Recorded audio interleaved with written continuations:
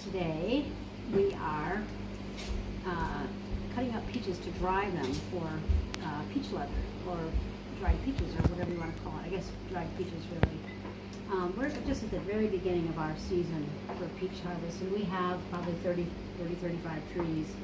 And this year we have probably our best peach year yet.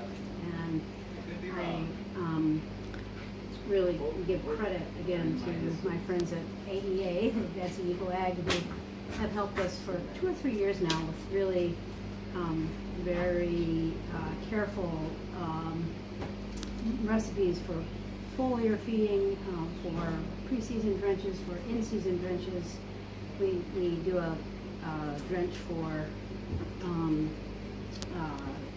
fruit set, we do one for fruit fill, we do one for post-harvest, etc. And if anybody wants to get all those recipes, you can certainly contact me and I'll give them to you. But what we are finding this year is pretty higher quality. You see some of these look kind of ratty, but they're mostly some early stuff that we were late on thinning this year just because we didn't get to it. And some of these were drops that we had thinned earlier. So, but generally speaking, I'm finding that the quality is really high on the peaches this year. So the best quality ones go to the CSA and sales if we have them, and then we process the rest. And we either do this drying them and putting in our Excalibur food dryer over there. You can see we have some shiitakes in there right now, just waiting for us to completely fill the dryer, and then we'll be drying the peaches too. So we do two things. We do that drying of these halves and having really nice dried peaches throughout the winter, or we will cut them up and in chunks and then freeze them.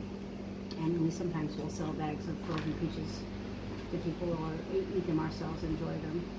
So it's a pretty simple process.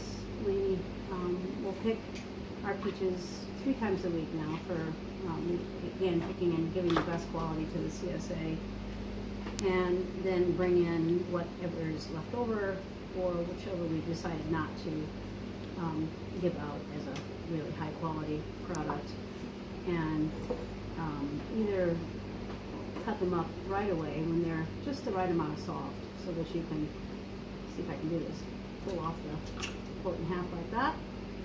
And if you're really lucky, this one's a little bit under ripe, so it's going to be a little hard, but I just dig out that seed and put them on their backs like that. Well, I'll dry them at 165 for about a half a day, and then flip them and take them off once we have most of the moisture gone, but they're not too hard, and make really nice, tasty dried peaches.